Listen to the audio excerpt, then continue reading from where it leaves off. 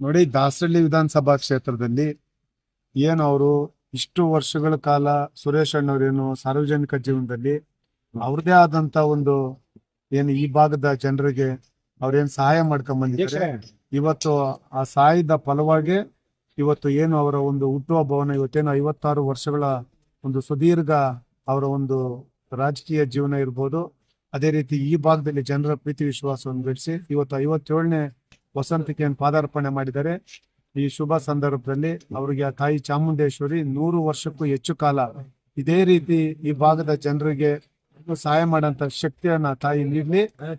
ಅದೇ ರೀತಿ ಈಗ ತಾನೇ ನಮ್ಮ ಇನ್ನೊಬ್ಬ ಜನಪ್ರಿಯ ಹಿಂದೆ ಶಾಸಕರಾಗಿ ಈ ಭಾಗದಲ್ಲಿ ಹಿಂದೆ ನಮ್ಮ ಪಕ್ಷದಲ್ಲೂ ಸಹ ಅವರು ಏನ್ ಶಾಸಕರಾಗಿದ್ರು, ಈಗ ಕಾರಣಾಂತರಗಳಿಂದ ಬೇರೆ ಪಕ್ಷದಲ್ಲಿರ್ಬೋದು, ಆದ್ರೂ ಸಹ ಈ ಭಾಗದಲ್ಲಿ ಅವರು ಹೆಚ್ಚಿನ ಒಂದು ಪ್ರೀತಿ ವಿಶ್ವಾಸವನ್ನ ಜನರ ಮೇಲೆ ಇಟ್ಟು ಬೆಳಿಗ್ಗೆ ಇದ್ರೆ ಸಾಯಂಕಾಲದ ತನಕನು ಜನರ ಏನು ಒಂದು ಆ ತೊಂದರೆಗೆ ಒಳಗಾದಂತವ್ರು ಯಾರು ಬರ್ತಾರೆ ಅವ್ರು ಕಣ್ಣೀರು ಒರೆಸ್ತಕ್ಕಂಥ ಕೆಲಸವನ್ನ ಏನ್ ಮಾಡ್ತಾ ಇದ್ದಾರೆ.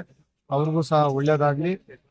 ನಾವು ಈ ಸಂದರ್ಭದಲ್ಲಿ ಹೇಳೋದಿಷ್ಟೇನೆ, ಯಾರೇ ಒಬ್ರು ರಾಜಕೀಯ ಜೀವನದಲ್ಲಿ ದಿನನಿತ್ಯದ ಏನು ಕೆಲಸ ಕಾರ್ಯಗಳನ್ನ ಮಾಡ್ಬೇಕಾದ್ರೆ ಜನರ ಪ್ರೀತಿ ವಿಶ್ವಾಸ ಬಹಳ ಮುಖ್ಯ.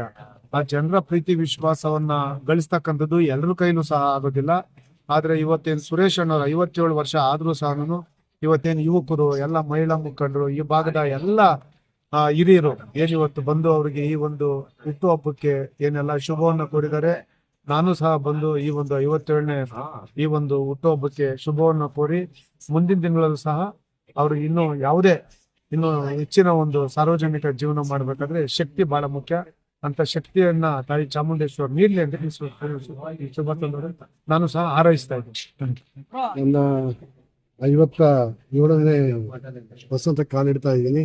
57ನೇ ವರ್ಷಕ್ಕೆ ಇವತ್ತು ನಮ್ಮ ನಾಯಕರಾದಂಥ ಈ ಭಾಗದ ಮಾಜಿ ಶಾಸಕರಾದಂಥ ಆರ್ ಮಂಜುನಾಥ್ರವರು, ಮತ್ತೆ ನಮ್ಮ ಜಿಲ್ಲಾಧ್ಯಕ್ಷರಾದಂಥ ರಮೇಶ್ ಅಣ್ಣವರು, ಮತ್ತೆ ನಮ್ಮ ಮತ್ತೊಬ್ಬರು ನಾಯಕರಾದಂಥ ಅಂದಾನಪ್ಪನವರು, ಮತ್ತೆ ನಮ್ಮ ಶಿವಣ್ಣವರು, ಅನೇಕ ನಮ್ಮ ಇಲ್ಲಿ ಇರುವಂತ ಈ ಭಾಗದ ಎಲ್ಲಾ ನಾಯಕರುಗಳು ಬಂದು ನಮಗೆ ಶುಭ ಕಾಮನೆಗಳನ್ನ ಕೋರಿ ನನಗೆ ಈ ದಿನದ ಒಂದು ಕಾರ್ಯಕ್ರಮಕ್ಕೆ ಒಂದು ಮೆರಗನ್ನು ತಂದಿದ್ದಾರೆ.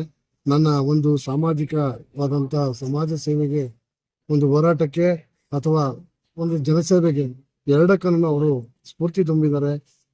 ಅದೇ ಹಾದಿನಲ್ಲಿ ಮತ್ತೆ ನಮ್ಮ ಕುಮಾರಣ್ಣವರು ಮತ್ತೆ ನಮ್ಮ ಅಪ್ಪಾಜಿಯವರಾದಂತ ದೇವೇಗೌಡರ ಒಂದು ಮಾರ್ಗದರ್ಶನದಲ್ಲಿ ನಾವೆಲ್ಲರೂ ಸಹ ಮುಂದಿನ ದಿನಗಳಲ್ಲಿ ಅನೇಕ ಚುನಾವಣೆಗಳು ಬರಲಿದೆ. ಆ ಚುನಾವಣೆಗಳನ್ನ ನಾವು ಗೆಲ್ಲಬೇಕು. ನಮ್ಮ JDS ಪಕ್ಷವನ್ನ ಬಲಪಡಿಸಬೇಕು. ನಮ್ಮ ಕುಮಾರಣ್ಣನ ಈ ರಾಜ್ಯದ ಮುಖ್ಯಮಂತ್ರಿ ಆಗ್ಲಿಕ್ಕೆ ನಾವು ನೋಡೋದಿಕ್ಕೆ ನಾವೆಲ್ಲರೂ ಸಹ ಕಂಕಣಬದ್ಧವಾಗಿ ದುಡಿತೀವಿ ಅಂತ ನಾನು ಈ ಸಂದರ್ಭದಲ್ಲಿ ನಾನು ಹೇಳಲಿಕ್ಕೆ ಬಯಸ್ತೇನೆ. ಮತ್ತೆ ನನ್ನ ಜೊತೆ ಇದ್ದಂತ ಎಲ್ಲ ನಮ್ಮ ಆತ್ಮೀಯ ಸ್ನೇಹಿತರುಗಳು ಮತ್ತೆ ಬಂದು ನನಗೆ ಶುಭಕಾಮನೆಯನ್ನ ಕೋರಿದಂತ ಎಲ್ಲ ನನ್ನ ಆತ್ಮೀಯ ಬಂಧು ಬಾಂಧವರಿಗೆ, ಕಾರ್ಯಕರ್ತರಿಗೆ, ನಾಯಕರುಗಳಿಗೆ ಎಲ್ರಿಗೂ ಸಹ ಅವರಿಗೆ ಧನ್ಯವಾದವನ್ನ ಹೇಳ್ತೇನೆ.